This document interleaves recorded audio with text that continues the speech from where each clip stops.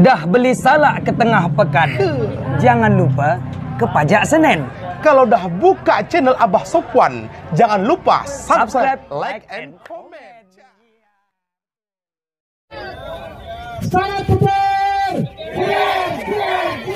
Zaman dulu punya handphone aneh, zaman sekarang nggak punya handphone aneh. Sama 1, 2, 3 tahun ke depan, yang main aset digital sekarang itu terlihat aneh. 1, 2, 3 tahun ke depan yang nggak punya aset digital itu akan jadi orang aneh. Assalamualaikum warahmatullahi wabarakatuh, sahabat P-Network dimanapun berada. Salam petir, jeder, jeder, jeder. Baik teman sahabat P-Network dimanapun berada ya, hari ini saya berdampingan dengan yang selalu kami sebut Bunda Nel.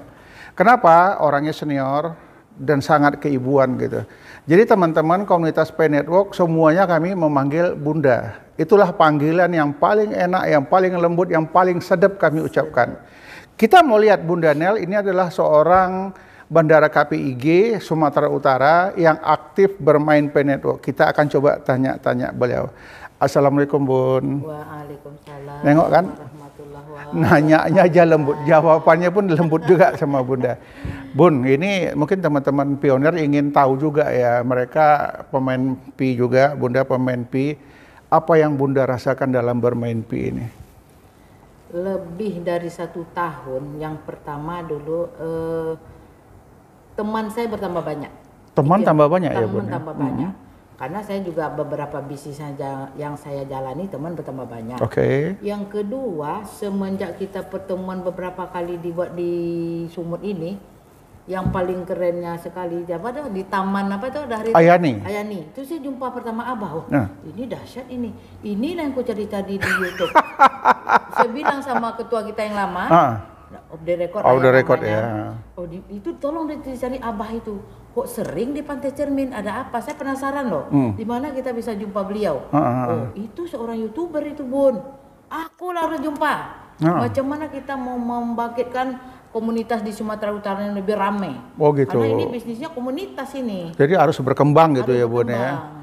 Memangnya kalau kita bicara P-Network ya, sampai sejauh mana keyakinan Bunda terhadap P-Network ini? Kalau persentasenya sudah 80%. Wow, nggak tanggung-tanggung ya. 20% tinggal ngikutin saja. Mengikuti aja. Kalau ada yang bertanya bagaimana Bun ke depannya? Kalau saya tinggal gini aja saya bilang, tinggal berdoa, cari informasi. Iya. Sudah tuh kita analisa ini betul nggak? Itu keraguan-keraguan itu pasti ada. Cuma kita sering lah baca di YouTube, kemana-mana cari informasi. Jadi saya berkeyakinan sampai 80%. 80% ya Bun. Malam tahu apa? Saya berpulang lupa tadi malam jam 11. Dari Kuala Lumpur. Berkaitan dengan kripto juga? Oh, kripto juga. Kripto juga. Memang jadi Bunda harusnya ini. Saya belum pulang karena cinta saya kepada P-Network ini. Acara hari ini ya? Hari ini saya pulang. Oh. Kalau enggak saya takut dimarahin ya. Kalau dimarahin saya takut. Mana mungkin kita marahin Bunda ya, orang Bundanya pun baik orangnya. Tapi begini ya Bun ya, yang kita lihat ini Bunda bilang kita tinggal berdoa, menunggu, mencari informasi ya. Tapi perlu saya tambahkan dikit boleh ya Bun ya. Kita boleh saja mencari informasi ya, tidak hanya menerima dari satu sumber. Benar. Nah, karena di dalam agama kita Islam, kalau kita mau berguru jangan pakai satu guru, tapi carilah beberapa guru, bisa 3, 4, 5 dan seterusnya. Supaya apa? Supaya ada nilai perbandingannya. Jadi Bunda bilang tadi cari informasi, carilah informasi sebanyak-banyaknya tentang koin Pi, mulai dari Facebook, kemudian dari YouTube, kemudian dari Instagram, kemudian dari Twitter, dari sumbernya dari mana saja kita cari. Kemudian kita adu. Kita adu informasi itu supaya kita mendapat sebuah keyakinan. Ternyata yang dijelaskan si A seperti ini, yang dijelaskan si B seperti ini, yang dijelaskan si C ini. Mana yang paling banyak menjelaskan yang menuju ke satu arah. Salah satu contoh ya, ini banyak kita di Indonesia ini orang mencari informasi dari Cina itu ada 2 sumber. Yang pertama namanya si Doris Yin. Kemudian yang kedua adalah si Berli, Mbak Berli.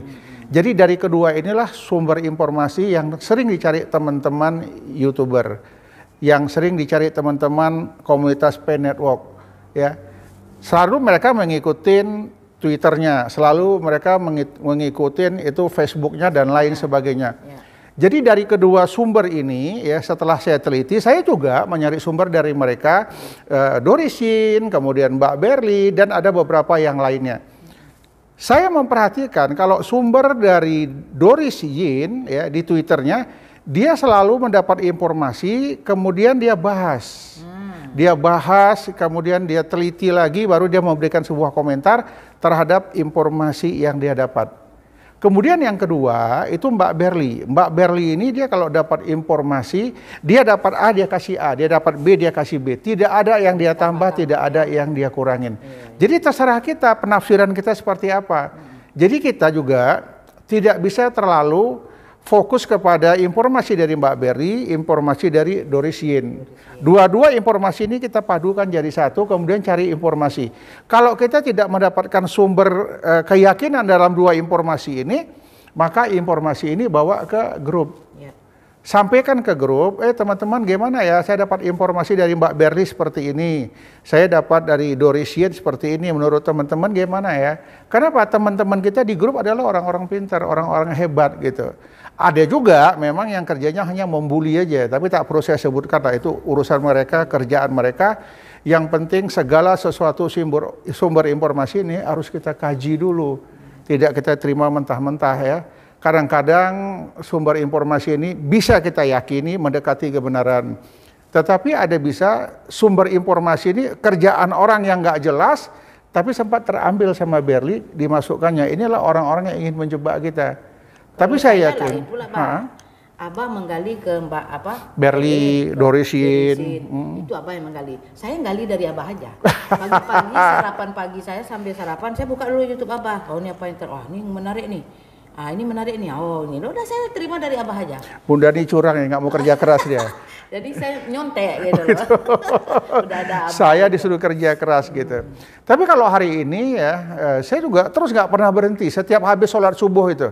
Ya, habis sholat subuh kan kegiatan kosong, saya ngejar ini di Google, di Twitter, di Instagram, saya kejar kemana-mana sampai di P-browser pun saya bukain yang di chatting-chatting itu. Hari ini saya mendapat sebuah informasi yang namanya Cheng Peng Zhao. Cheng Peng Zhao ini adalah CEO Binance, pemilik Binance. Dialah yang merajai Binance di dunia ini, pertukaran kripto menjadi uang fiat. Kalau udah itu berkolaborasi dengan Pi Network, mantap. Jadi setelah saya kejar informasi ini, ternyata Cheng Peng Zhao ini, dia menunggu kapan open mainnet. Itu yang pertama. Dia menunggu, bayangkan, kita pemain Pi Network, kita menunggu habis-habisan. Si CIO Binance ini yang bukan pemain Pi Network, rupanya mengikuti perkembangan Pi Network. Dia mengatakan, kapan ditentukannya harga konsensus itu? Jadi harga konsensus itu dia jelaskan apa yang sering dilakukan oleh teman-teman pioner. Kalau pioner sering melakukan barter dengan harga konsensus 314.159, ya itu harganya. Oh, itulah harganya ya. Nah, jadi inilah yang perlu kita sampaikan kepada teman-teman. Bangunlah ekosistem. Tapi bahaya kalau Binance itu kan untuk luar negeri. Iya. Kalau di Indonesia ke Indodax, macam mana pula? Binance itu belum berlaku untuk di Indonesia karena belum ada kerjasamanya. Ya, kenapa? Otomatis ya saya akuin Indonesia betul benar sekali. Kenapa? Segala sesuatu yang bergerak di bidang bisnis ekonomi yang ada di Indonesia wajib bayar pajaknya. Itu dia. Jadi belum ada kerjasama, belum ada bayar pajak, mana mungkin dikasihkan izin keluar. Kalau sudah jelas nanti pengaturan undang-undangnya, ada regulasi yang mengatur 1 kali transaksi maka dibayar pajaknya sekian rupiah. Tapi pertanyaan kepada saya ini, Bon, itu tanggal 25 Desember betul nggak open mainnet? Kalau itu yang saya belum tahu, tapi yang jelasnya tanggal 25 Desember itu adalah hari Natal. Iya. Jadi begini Bun ya, kalau kita cari informasi, ya namanya juga informasi kan, bukan kita penentunya. Iya. Penentunya kan Kortim, penentunya kan si Nicholas Kokalis. Kalau kita lihat, pembicaraan orang di luar rata-rata mengarahkan hadiah Natal. Hadiah Natal itu adalah berupa open mainnet. Saya senang, saya gembira sekali. Tetapi pada saat Kortim, Nicholas ya mengatakan bahwasanya dari 40 juta pioner yang lulus murni Untuk QIC hanya 11%. Yang sudah lulus QIC tapi masih dalam penelitian ada 56%. Nah, dengan adanya data seperti ini, saya bisa berkesimpulan untuk 25 Desember belum tentu. Kenapa? Yang lulus QIC hanya 11%. Ada lebih kurang 22 juta lagi yang belum QIC.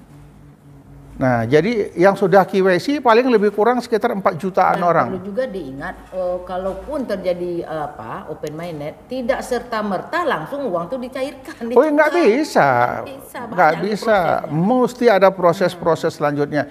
Untuk di Indonesia bisa 6 bulan setahun baru bisa berlaku. Kenapa? Indonesia akan menempatkan regulasinya seperti apa aturan main untuk Pi Network ini. Tetapi kalau untuk luar negeri kemungkinan bisa. Nah, kita bersyukur kita berada di KPIG. Nanti KPIG lah yang mengurus segala sesuatunya. Jujur saja teman-teman Pi ini yang saat ini yang mereka butuhkan selain dari uang kontan, uang fiat, mereka membutuhkan rumah, mereka membutuhkan mobil. Untuk rumah sama mobil ini bisa ditalangi oleh KPIG. KPIG bisa bekerja, jangan tanya KPIG nanti nukarkan koinnya di mana, itu urusan KPIG. Yang penting para pioner membelinya dengan uang koin Pi. Bukan dengan rupiah. Bukan dengan rupiah. Jadi inilah yang sedang berlangsung proses. Ya, kalau kita tanya keyakinan kita yakin. Dan orang yang yakin ini adalah orang-orang yang sportif, orang-orang yang berpikiran positif. Kalau orang-orang yang berpikirannya negatif, ya dia tidak yakin dengan Pi Network, percayalah Bun, dalam waktu dekat dia akan jual koin Pi-nya. Dijual murah. Jual murah. Kemarin saya dengar ada yang mau nampung ini banyak kali 1000 koin, berapa dijualnya? Berapa Bun?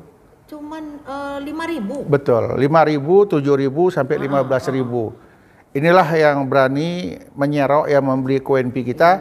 Itu paling banyak asalnya dari Malaysia, kemudian dari Thailand, dari Vietnam, dari Kamboja, India. Dia berani beli ini. Saya ada jalan-jalan juga gini, mana? Saya bilang sama Pak Ali Jus nih, Bang, nanti kalau ada logo Pi Network kita foto di situ ya. Mungkin karena kami keseringan malam keluar, jadi kok nggak nampak gitu. Iya. Di mana mau kita cari ada logo itu kalau di Malaysia gitu. Jadi Bunda sudah ini ya, sudah dapat gambarannya tentang Pi Network. Kemungkinan besar untuk tanggal 25 Desember ini ya mungkin agak berat untuk open mainnet karena permasalahan KYC tadi. Tapi hebatnya ya Korte mengatakan selama ini KYC itu berdasarkan mesin. Jadi kalau goyang dikit aja ya mesin nggak terima. Tapi kapan mau ke KYC semua? Kenapa? Pendaftaran baru orang yang mengiring link diterima juga. Itu tidak sampai tuntas ke situ, Bun. Ya, dalam arti kata setelah open mainnet masih bisa berkelanjutan. Jadi yang dibuat sama Nicholas ini adalah KYC partai besar. Jadi kemarin dia tingkatkan referral, kemudian dia coba mainkan dengan manual. Mungkin KTP kabur-kabur dikit bisa. Kalau pada saat foto agak goyang dikit bisa. Karena dengan mesin tidak bisa diajak kompromi. Tetapi kalau dengan manual, manusia yang kendalikan itu, Bunda sudah umur sekian nggak mungkin robot, nggak mungkin macam-macam. Ini bisa langsung diluluskan.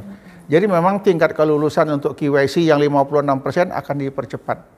Jadi kalau ini sudah tingkat KYC-nya tinggi, saya rasa open mainnet segera diluncurkan. Yang penting sekarang asal datang waktu kita mau mengeklik petir, kliklah itu petir. Ya. Itu aja lah. Jangan tunda-tunda lagi, karena kalau kita menunda dengan sekian menit, maka kerugiannya luar biasa.